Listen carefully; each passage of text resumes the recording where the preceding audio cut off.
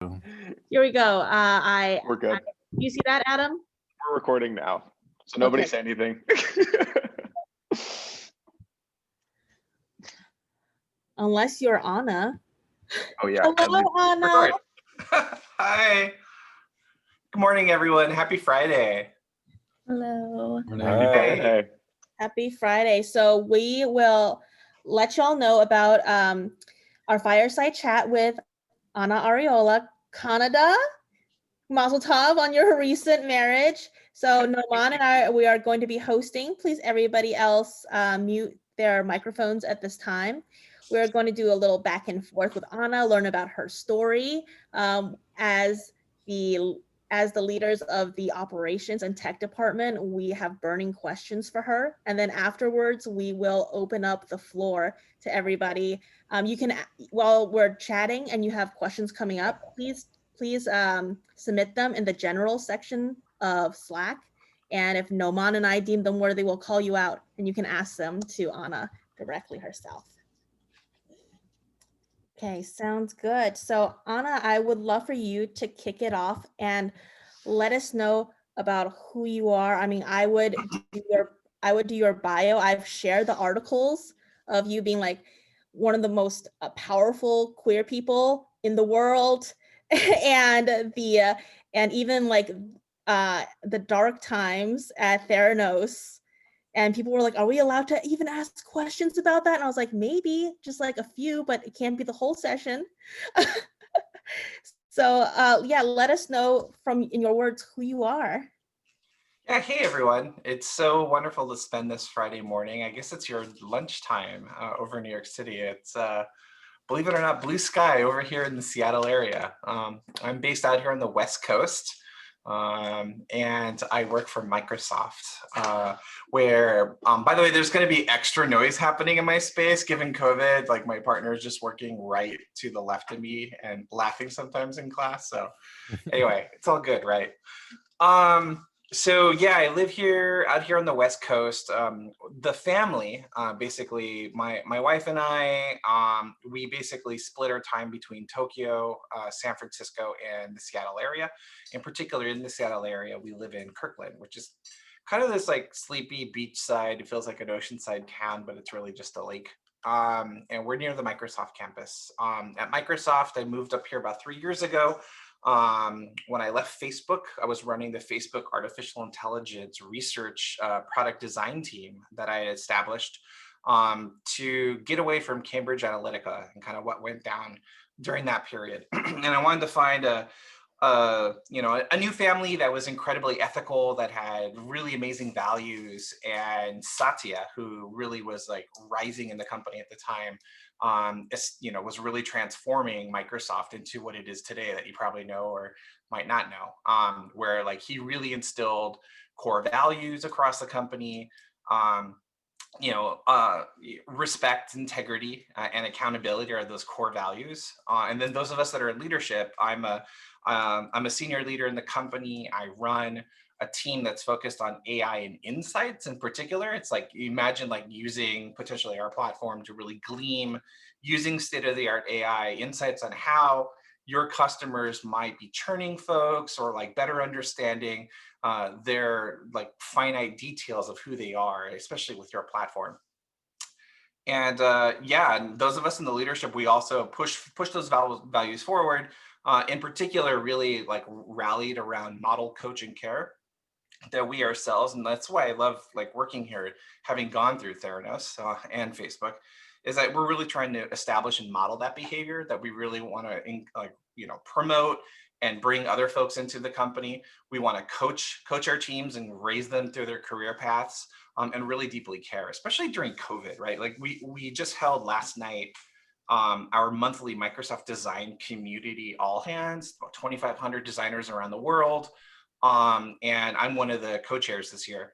And one of the individuals stated, why do some teams have to, expect, good vibes, good feelings only, which basically means like, can everyone just be happy in any given situation? And especially in these times, that is just ridiculous. For us to maintain a smile given what we just went through with the previous sort of White House, and then just everything we're dealing with you know, systemic racism and whatnot. I think that, you know, we want to create a space of belonging and safety. And that's like people like myself and the other leaders in the company we're really striving for. So I'm at Microsoft. Again, hi, I'm Ana. My pronouns are she, her, hers, they, them, theirs. I am a mother of 3. Got an oldest is 18 years old, who is now attending college remotely in Kyoto from California because COVID shut down the border and she wasn't able to move there. Bizarre hours. My middle daughter is going to be heading to the East Coast, most likely for medical school, who wants to study humanities and medicine, the intersections thereof of like awesome modern bedside behavior for your physician. And my littlest one is like all about the PlayStation 5, playing Fortnite and Rocket League, Llama Rama, pretty much that's like the whole deal. I'm a Latinx, I'm a Chicana, I am a second generation immigrant. My parents immigrated from Mexico, and where they came up from Mexico into Arizona originally and then settled in California, in downtown Los Angeles, actually right in the heart of Chinatown, before they sort of slightly moved a little bit to the east in East LA, then eventually landing in the San Fernando Valley, or the Valley, where I grew up in North Hollywood. I'm a queer lesbian woman of non-binary and trans experience. And yeah, that's kind of a little bit about me. I see myself at the intersections of non-traditional product design. So I started off in information design, graphic design, realized that it sucks to be in service too, you know, as designers probably have felt at one point in their career. Why does this said individual come to me and ask me to do things versus why don't they come to me in partnership? Why don't they come to me and ask for my experience and then riff on that? My whole philosophy of how I lead is like a jazz band, a quartet, where essentially, you know, especially in these modern times, especially for what you all do, you need to have product design, you need to have UX research, you need to have product management or program management, you need to have engineering, you need to have data science. And you all are just real-time jamming. And that's sort of like what I believe in. I think I sort of weave that into my daily existence with like life, work, and then what that balance is going to be, and protective boundaries for my teams and myself as well. My baseline principles are human, simple, and authentic. I don't know if you all have heard that from me before, but like I believe that every experience that we craft, that I strive to craft, should be grounded in humanistic simplicity. You know, if you think about a utensil you eat with, like a spoon, it's super intimate, yet so simple. You put it into your mouth, you know how to use it, right? A pen is another example. You know, the things that we look around, that we create, they're just, you don't need the instructions. You inherently and innately know how to use that affordance, that interaction affordance. From a simplistic perspective, I really believe in sort of the philosophy of Dieter Rams. You know, I still haven't met a contemporary equivalent of him just yet, but like, you know, one of the things that he does, aside from being minimalistic, is that he believes in breaking shit. So like, he believes in creating like the most awesome radio or the most awesome whatever it is, reducing it to its core principles to where the design itself breaks and it no longer functions to what the intention was, and then selectively, with ruthless intensity, decides what to put back into it. And I think it's that ruthless, I guess, assessment of features. If you're designing a platform or an experience, you should be ruthless with like saying no to things and only saying yes to the things that really matter. And that's how you could apply that principle to it. And then authenticity, you know, coming at things with a wacky lens, coming at things and turning your lens sideways. You know, not always authenticity is going to be, oh, I created this thing or this concept for the first time, first in the world, because that's highly improbable given today's state of like, you know, mass influence and sort of inspiration. But if you do and you are inspired by something, take your own riff on it, do it differently. And I think one of the worst examples of that, and I can say this because I used to work for these folks, is Samsung, right? They're getting their own jam now, but like they used to copy Apple, like just like bad. Like when I would be in the design center in Seoul, like they would have, you know, this is after the lawsuit that they already paid out Apple. They would have blown apart, Macs, like on desktop Macs, like just to do a teardown. And it's like, guys, cover that up. It's like, if you're gonna have it, at least throw like a white sheet over it or a black sheet over it.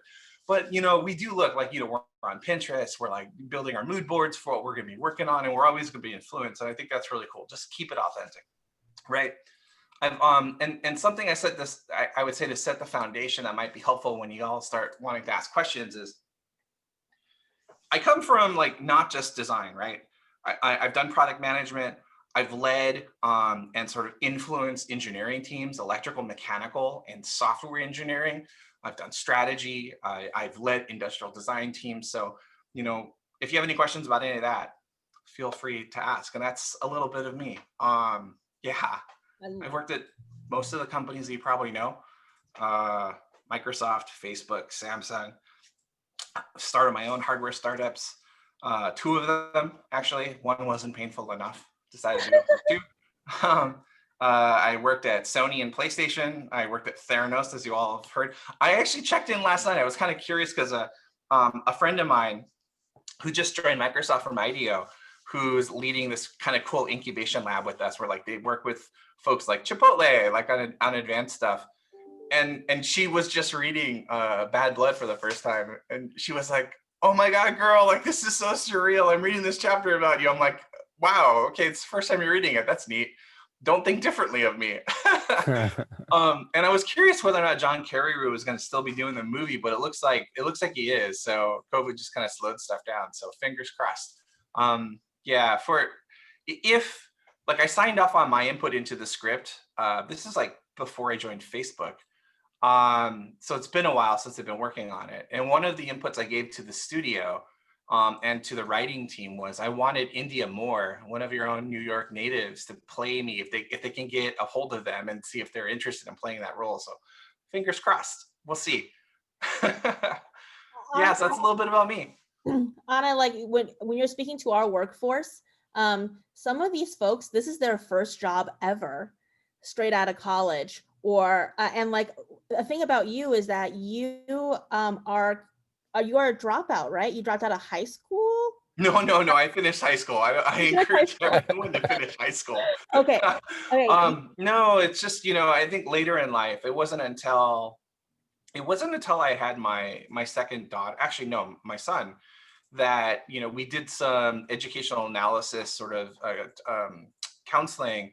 And it turns out that I probably had a learning disability when I was little. I was dyslexic. That made, traditional, I guess the way Western education functions. So what I ended up doing was, and I did really well with complex stuff, math and whatnot.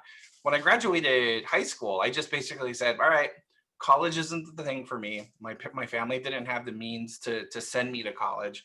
So I left the country. I followed my passion, which was to learn Japanese and like study design in a totally different country. Basically put myself into a hard space that I didn't really, and I wasn't fluent in the language, and just see if I could survive.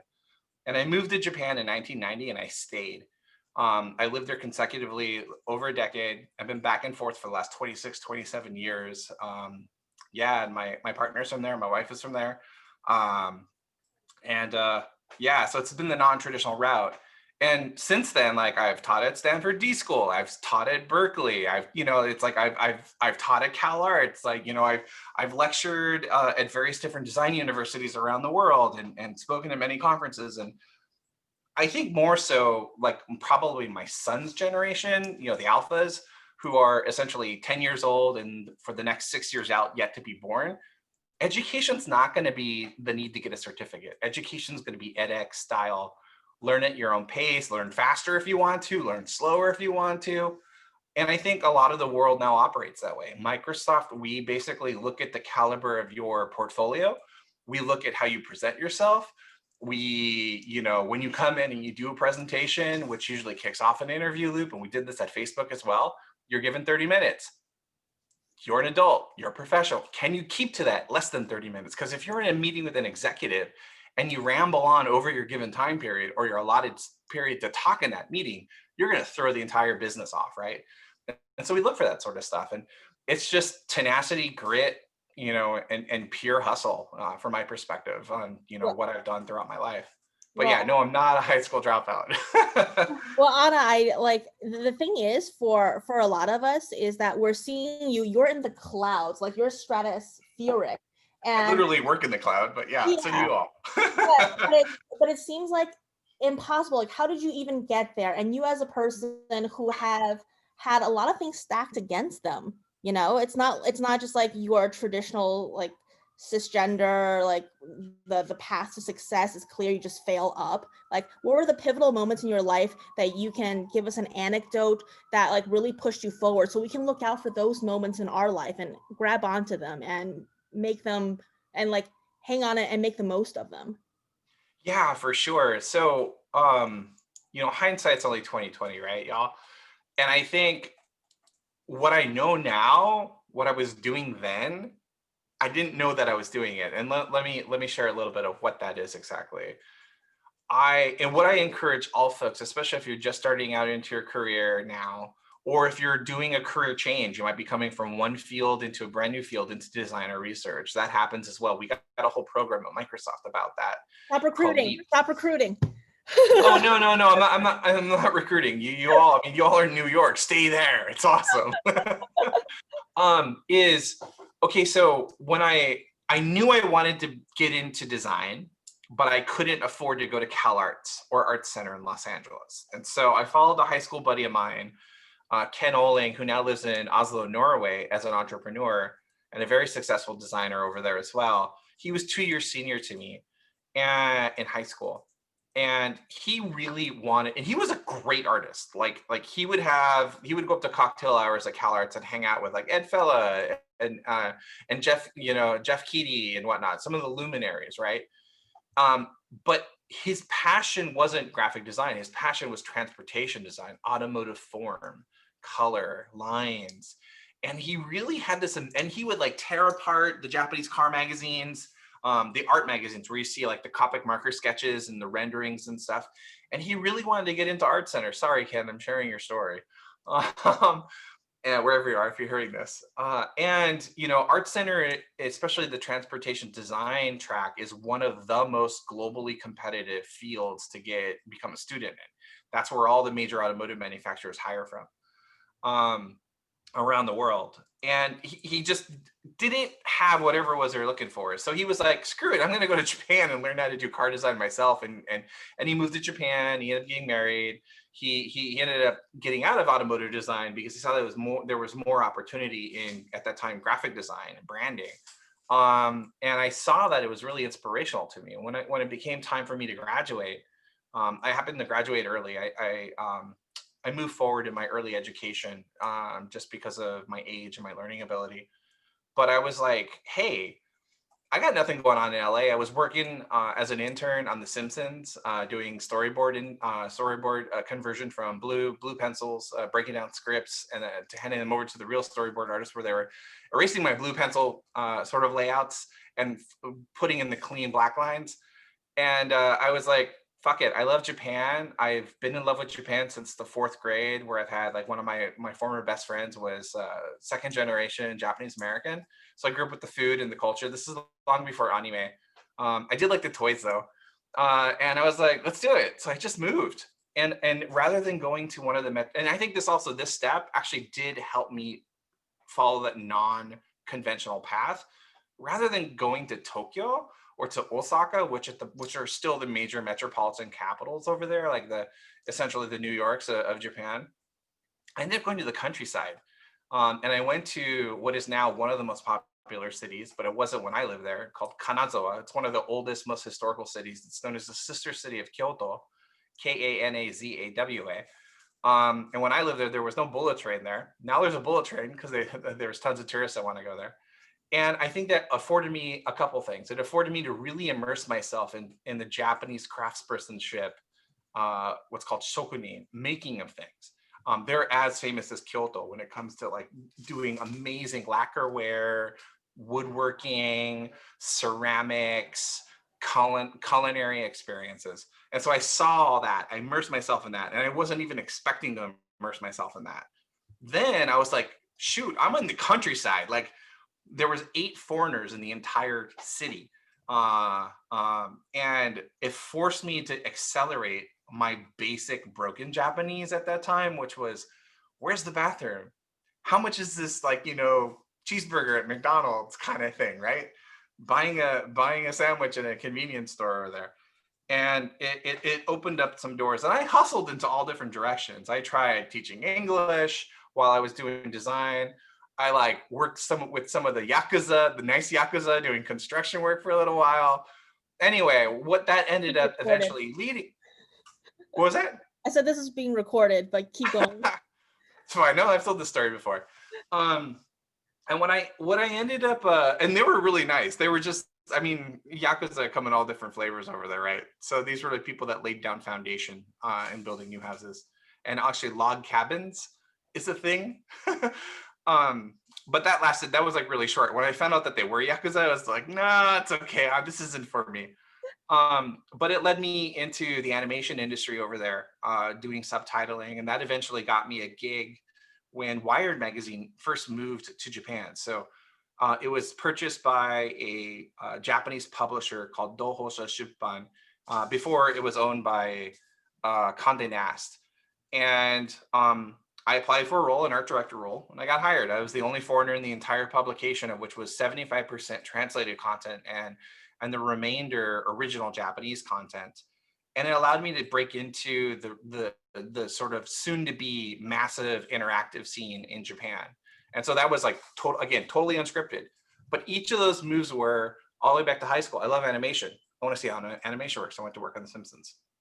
I want to learn a language. I moved to a country. I want to get into real design at a real company. So I joined Wired. And you see, every career step had a reason, to the point where eventually I found my way from Wired to being one of the founders of Macromedia, the company that created Flash and Director and Shockwave. And that landed me a job to get hired into meta design, to be working with Eric Spiekerman, who then led me to join Adobe. And each of those steps was design, learn more about design, learn more about agency life. And then I was like, okay, now I know agency and corporate. I'm going to go back to corporate. So moving to Adobe was going back to corporate. And it was also at that point where I was like, I need to know the business. I need to self-bootstrap my own MBA.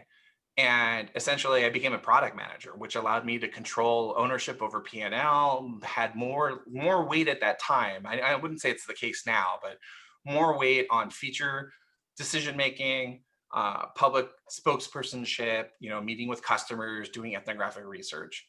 And so I did that for a while. And when, like all of you probably at one point in your career, I want to know X now. I want to learn the next thing in your career path. I wanted to work, I was working in mobile at Adobe before I left. I was working with Nokia, I was working with Sony Ericsson on a lot of their future platform work. This is before the iPhone. Motorola Rocker had come out, which was that iTunes collaboration with Apple before the iPhone even, everyone knew that it was coming, but everyone denied, Apple denied it. And I just was in love with mobile and enabling creation of tools with the Creative Suite, with Adobe Go Live to build mobile content, CHTML, WML, iMode. I wanted to learn about the operating system. And so Apple recruited me in, and I started working on the original iPhone, Apple TV. So 2.5G iPhone, 3G iPhone, and the very first version of the Apple TV. And it was my team that built, what you probably all play with or have used in your career at some time, UIKit and Core Animation, which is the core animation frameworks for the iOS platform, and now the OS 10 platform. And I was like, okay, cool, this is really rad. I'm having a lot of fun. I want to learn more about industrial design. I want to learn more about architecture, engineering. And Apple is of the belief where you do something really well, they put you into that vertical and they want you to just do that forever. A lot of the people I worked with are still at Apple, still doing the same role that they were doing 20 something years ago. Feels like 20 something years ago. And so one of the ways that I was only going to afford that opportunity is, again, to follow that unconventional path. And so a few of the executives that I worked with, Avi Tavanian, Ted Goldstein, left to go join this stealth biotech company. And this is where that sort of inevitable vegan Indian dinner happened, where I got to meet Elizabeth Holmes for the first time in Palo Alto, aka Shallow Alto. And, you know, like I was, you know, really enamored with her reality distortion field. Like, you know, one thing that I think they mentioned this, or I might have mentioned this in the book, but my friend was asking me last night, the former IDEO person, and they said, did she get to where she was just because she was white and looked attractive? And I said, no, Elizabeth is really smart, but she's also a sociopath. And then I reflected on that a little bit more, and probably her superpower is that she had that Steve Jobs reality distortion field where like she could tell you something. Lisa's got a little bit of that too, not the sociopath part, but the reality distortion field. Thanks, For Dave. sure. I mean, I think a lot of founders do have that. You all probably have that as well. Most likely you do. And most startup folks do, because you have to believe in what you're building. You have to believe and convince the investors. You have to convince the partners you're going to be working with that like, this is real. This is not pixie dust. This is like reality. And she had that, but the science wasn't there.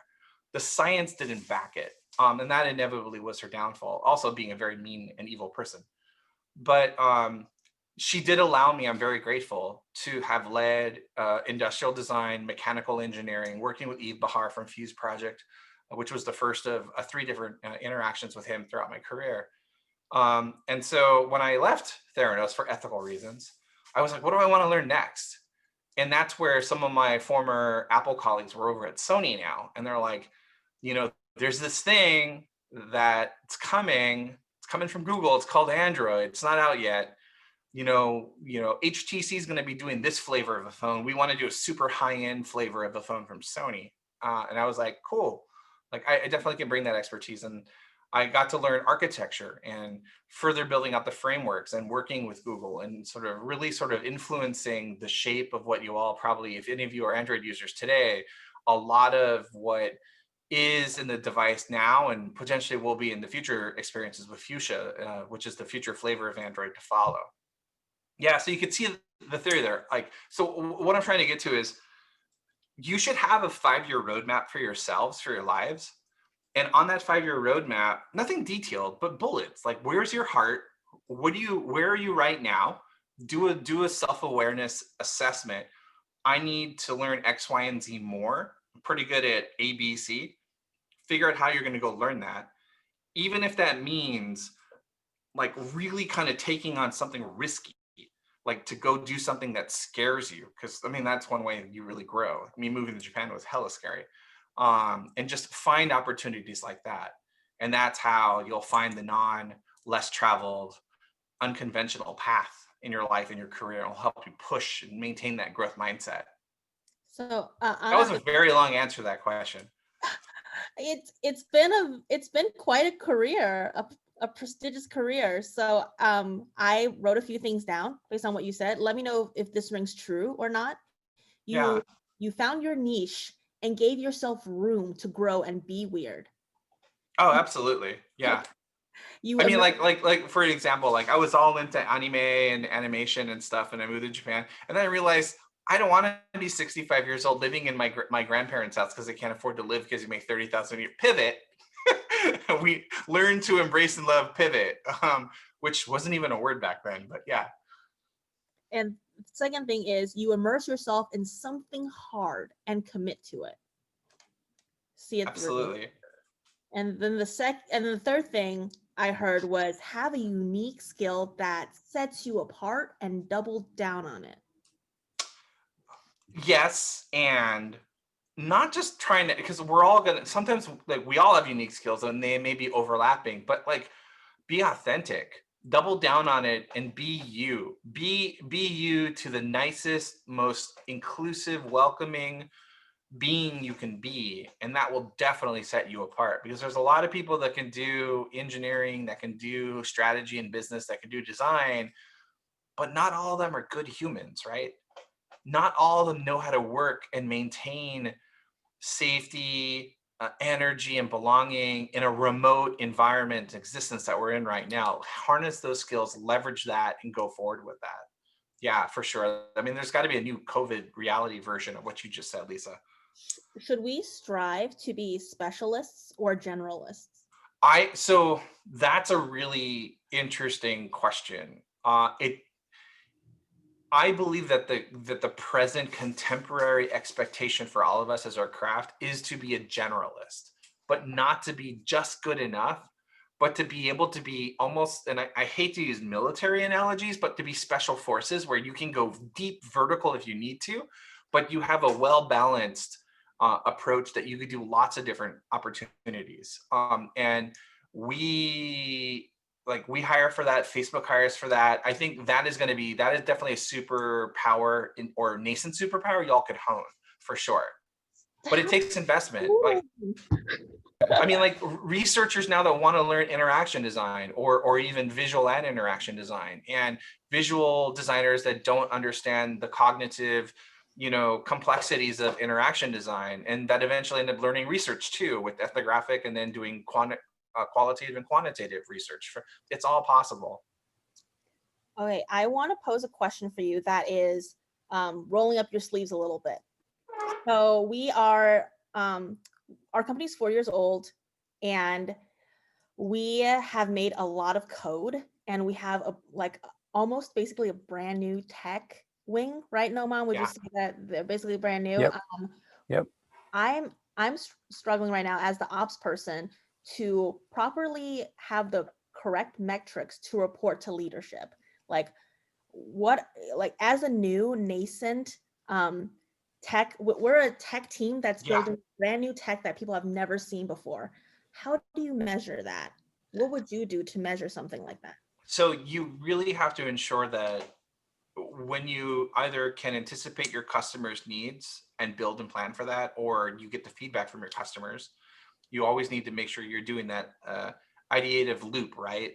Hypothesis, testing out the hypothesis, designing, building, showing it to your customer, getting their feedback, rolling that back in, and then starting the whole process over again. Is when you're thinking about creating a feature, when you're thinking about building out your platform, build for telemetry. Make sure you're gonna measure the fuck out of everything. You want to know, how are people entering the funnel? How are people proceeding through the funnel? Are people happy? I like to call the first kiss experience, the first hug. It's like knowing that are people not going to fall out of love with your experience you're building? And then if you have a leaky funnel, where are they bleeding? Where are they falling out of? And understand why. And the only way you can do that is by building the telemetry, measuring that data, and building a data science model around that. That's really important, especially for the line of work that you all are in. What are some of your favorite KPIs or data that you watch for your group?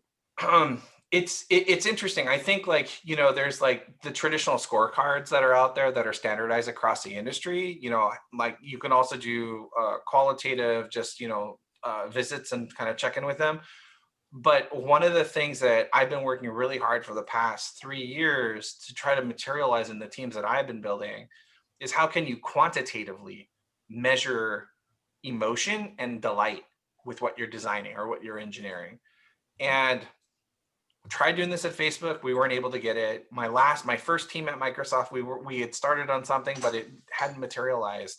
And there's going to be a paper coming out at Kai really soon, if it's not already out there, and it's called the Trust Score.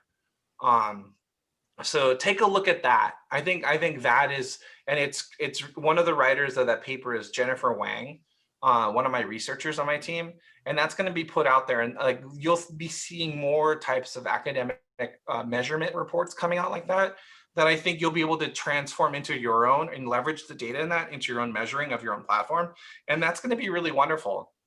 We're putting that out there because we want other people to contribute to and give us feedback as well. But you gotta data science, like what they said in The Martian, right? We're gonna science the shit out of this. It's you gotta data science the shit out of this, and that's the only way that's gonna make you, tenacious and competitive with the bigger companies, because everyone's still struggling to try to figure that out themselves. Noman, if you have a few things to ask, I think starting at 12:45, I will start calling on folks from Germany. Totally. I mean, just building on, first of all, it's amazing just hearing about your story and your experience, but even just to build on the question that Lisa posed, when building a team and specifically a product design team, because, with a startup, and you've obviously done this many times, it's everyone's wearing 30 hats when you start, but now we're coming at the point where we're just big enough where we do need dedicated roles and dedicated teams. So when you look at building a product design team, like what are some of the key, experiences and backgrounds that you look for in some of the key figures that are going to kind of build that team and lead that team?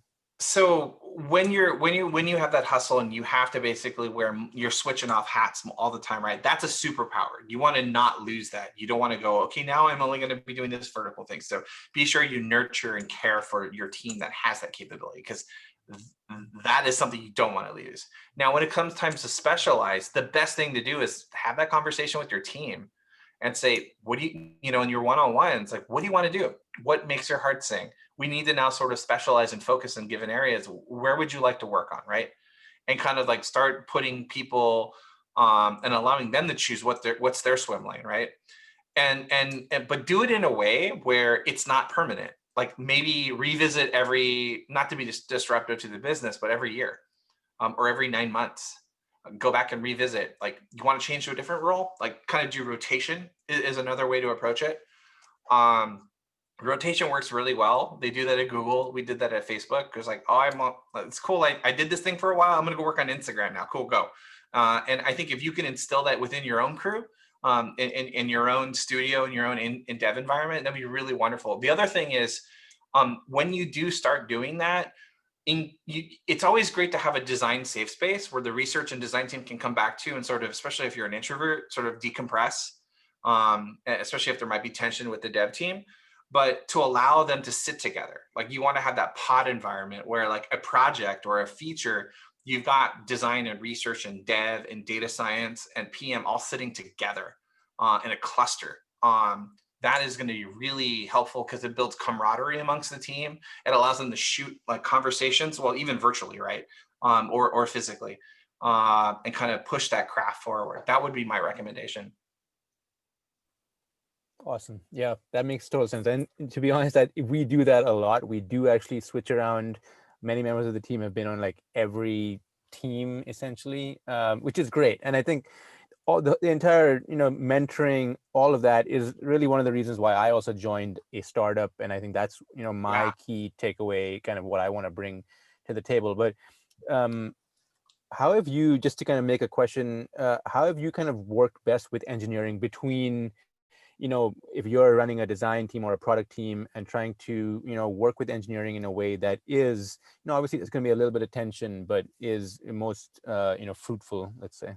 So, like, regardless if you're a leader in the crew or you're an individual amongst the squad itself, you're going to have someone you work with, a dev, a PM or something. You want to always make sure that you're not just talking to them in stand-ups or you're seeing them sort of in a one-on-one, but when you have seeing them in a group, have one-on-ones with each of your respective disciplines, a 25-minute one-on-one, and don't spend it about like, what are you working on?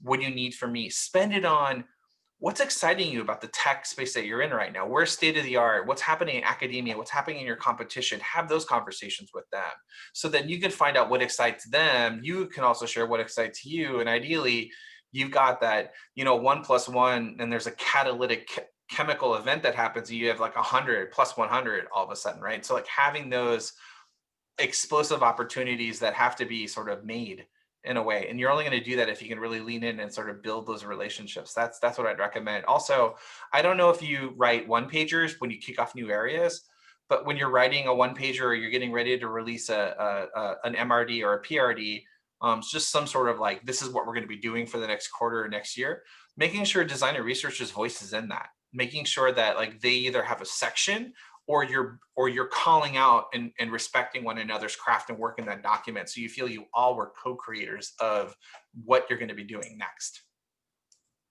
Whoa, +1 Awesome. for documentation. Yeah, that's well, light. You don't want to be bureaucratic about it. Like, that's why, like, I think this last year we started using Amazon's silent meeting model. I don't know if you all do that or have tried it. It's where, rather than sending out, like writing a document and sending out the night before, the week before, then you hold a meeting to discuss it, you write a one-pager about what you're going to be discussing or kicking off. You pass it out in the meeting at the very beginning. You read it for the first 10 minutes and then you discuss it, and you're only discussing and you lead the discussion. That's super helpful. When I was running strategy in my last team, we would have each of the respective areas in their swim lanes write their own one-pagers. We get together, all comment on the one-pagers, and then basically start that work. And that worked out really well. That's just one of many different ways you could approach this. Yep, I love that. Yeah, that's great. I know that it's kind of like we're in that chaotic phase where, you know, you don't have the time always to think about some of those they're small in a way, but they make a huge impact, like running meetings efficiently, kind of having a brainstorming session that's actually, you know, not just 30 minutes of people talking about lunch, but which is good, but kind of more focused, and even keeping meetings shorter. Well, you're all on the same level. You all have the same knowledge. No one walks into the meeting with knowing more than the other person. And something else that I find, actually, I asked this question to some Amazon folks. I said, what happens if you have a team member that's asked to write a document like that, but they're not English as a first native language speaker or writer? What happens? They said the team gets together and they co-create that for that member. They go back and they edit it, they sort of spell correct it or whatever, and then it's presented and it's even more of a team effort. And that was really cool to hear that. Right. That is cool. I'm happy to hear you mention about Amazon work strategies, because in February, our speaker will be Charlie Kendall, the inventor of Alexa. Oh, cool. This dovetails nicely into Charlie's talk that he's going to give. Yeah, ask him about that process, the one-pager process for meetings. I love that. I mean, he basically is like a walking Bible for that company. So we'll get it done. So now I want to reach into our company. A lot of folks have really great questions to ask you, and we'll start with Patricia, the question that you asked in general. You can unmute and ask Ana. Pato? Is Pato still on? Did she drop off? I think she went to go pick up her food. It was just delivered. Oh, okay, no problem. We'll have Adam go. Hey, Ana. I wanted to start before I even ask the question by showing off my shirt that I'm wearing right now, because as a really intense Simpsons nerd, hearing that you intern there is actually dovetailing into my question. But you got some katakana, it looks like, on the other side. So, it's the Mr. Sparkle shirt. So if you like look at the back, it's the whole box. We don't need to get into it. That's like so beyond the point here. But I wanted to ask about like these big career moves that you have, because they seem like bold in like the absolute best way.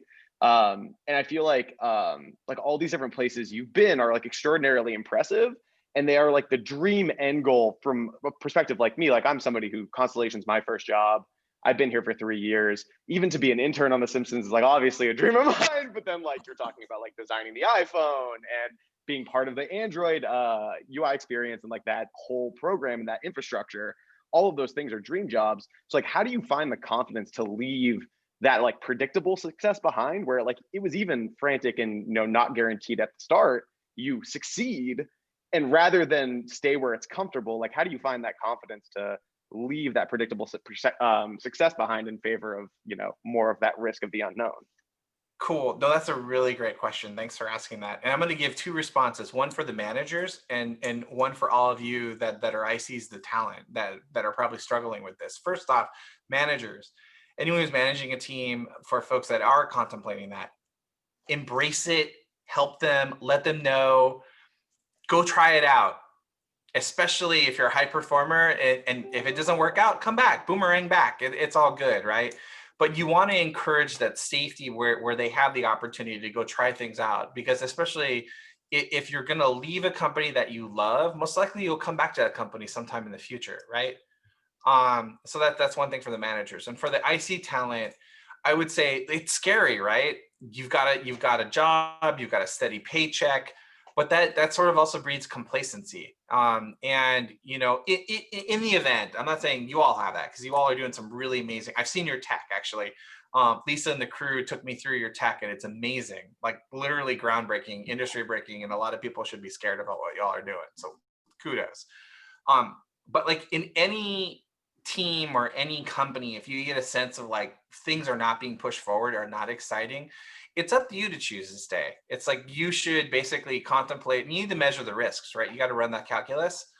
And it's not a guarantee that something is going to be amazing. Like I know people that have jumped from like any given company to any other big famous company and it sucked. I've even had experiences like that myself. And you just have to know it's going to be okay. Like, especially right now, one, it's an individual's market, especially a product designer. Like, just and the great thing about it is, given the COVID world, post-COVID world, you can work wherever you want, as long as you have a core overlap of time zones, like, at least 4 to 5 hours in a said given, main area that you might be working with somebody. But you got to take the risk, and the only way to do it is like, okay, do it. It's kind of like you're standing on the cliff, edge of the cliff, and you're like, I don't know if I'm going to survive this leap. And you either have to just stay, breathe, enjoy the scenery, and then slowly walk back off the ledge, or dive off and know that your friends, your community, and ideally your manager and your future manager will be that updraft that will continue and carry you forward. That's what I'd have to say about that. Yes, and I would like to reiterate Anna's statement about us being a groundbreaking company and people should be scared of us. We are that innovation, so please consider that. You really are. Yeah, it's cool stuff. I would love, Pato, now that you're here, I would love for you to ask Anna your question. Whoa, sorry, I'm in another room with other people. Am I muted? No, we can hear you, Patricia. Okay, great. So yeah, it's more of a personal question. I'm also a third culture kid, and I am really curious. Say you encourage future generations to like move to different countries and to like learn a different language. Yeah. And bring that global perspective into your work. And I'm really curious, how can I do that? How can we do that in this company? Yeah. What a great question. So here's what I would do, and this is what we're trying to lay the foundation for, and I think other companies are, and I encourage all of you to do the same. You're New York City, right? So if New York is where the sort of, core sort of energy source for all of you, allow anyone in the team itself, because we're all working virtually anyway, right? And it seems to be working really well.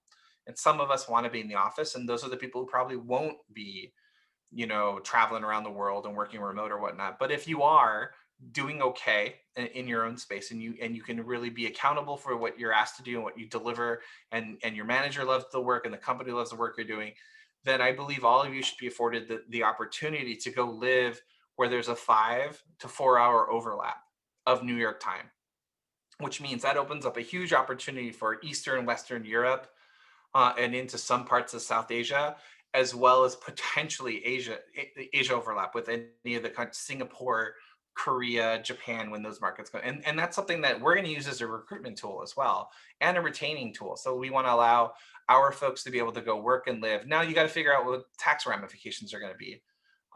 Because it does really complicate tax reporting. Like we're working on how many months can you be out of your given core base area before it impacts the company tax as well as your individual taxes, and we're working out what that looks like. But you should definitely do that, because like you traveling, getting those experiences, learning new languages is only going to make the company better. It's only going to make the insights that you're going to bring to your platform, to the local marketing folks that are going to be using your platform, to understand them deeply and build up future experiences that they'll want to invest in.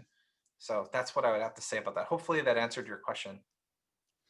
And our last question comes from Michael Donovan. Choose one. Hello. Sorry, I wish I could stay longer too. This is really fun. Oh, should I turn my volume up? Okay. So I wanted to ask, just given some of the things that you've talked about, working at the cutting edge of tech often involves using tools like data analytics and AI to make very human-centered decisions.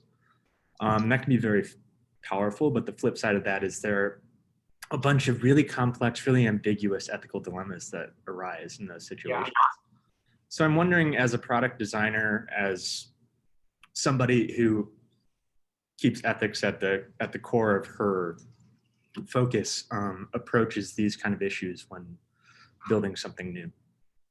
So like any collected data, the telemetry we talked about earlier, making sure you build that into your features and you understand the funnel, you have to make sure like what is the makeup of that data set, right? You have to make sure that the data set, especially if you're running it through some sort of transformative engine where you can use that science that's already been created to make gleam insights out of that raw data, is that where was that original engine trained? We're like you want to make sure that you're using stuff from OpenAI. You want to use stuff that are like published platform or papers coming out of companies that are probably doing a better job. Actually, there was in Forbes magazine, there was something that just came out right now where they ranked the top AI research laboratories around the world. And the top 3 are probably the ones that I would also recommend you follow and make sure you're using their latest state of the art. First is DeepMind, right? Second is OpenAI, which I am a more stronger believer that they're the top. OpenAI is a consortium of companies that includes us as well. And then lastly is my old team, FAIR, Facebook Artificial Intelligence Research. And while it's associated with Facebook, the FAIR folks are really by themselves. They're the best of the best in the academic space. And so look at what they're doing and how they're using this publicly available, publicly accessible platform, and try to figure out how you can leverage their tech into analyzing your data. And just be sure that you're like really, being attentive to not including any of the variables in that data that could be biased or could cause bias, right?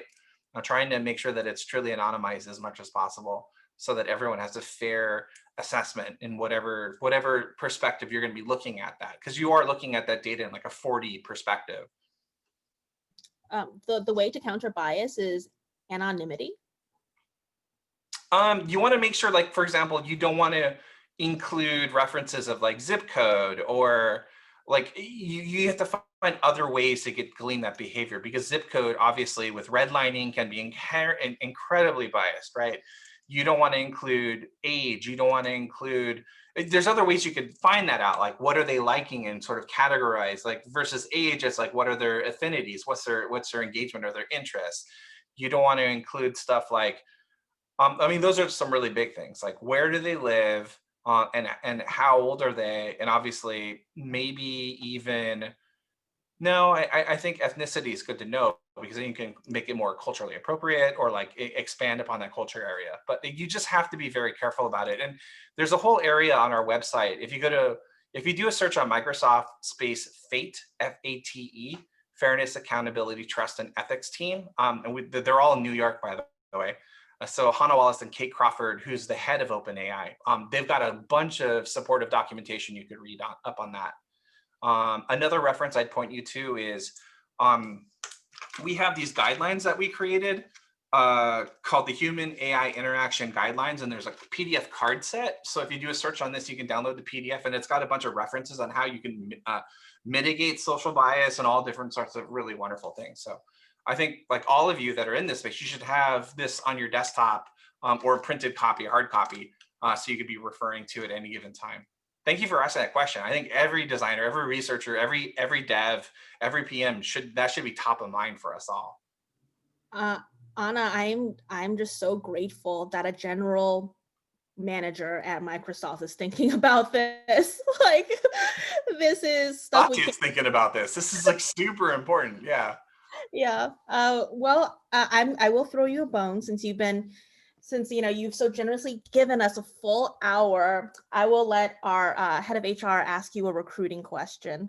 Kim, the question you text me. Go ahead. I can go, by the way, I can go like until 5 after too. So if there are more questions. We appreciate it. Kim, oh, you're on mute.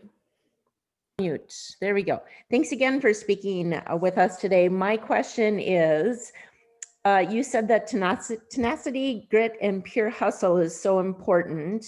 How do you hire? Do you have questions? How do you look for that in the interview process?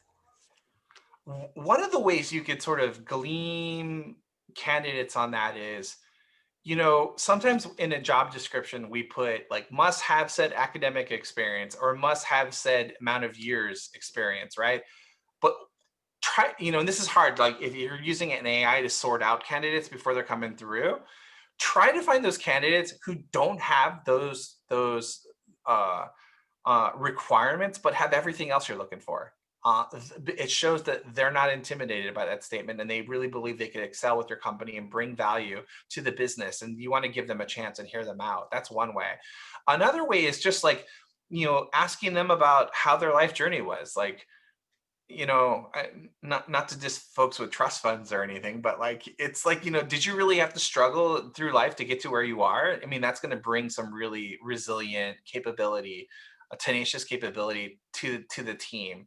And these are just questions you could just sort of glean. And like, when you ask them, like we do, said given project that you're presenting to me, tell me what your involvement was in that business.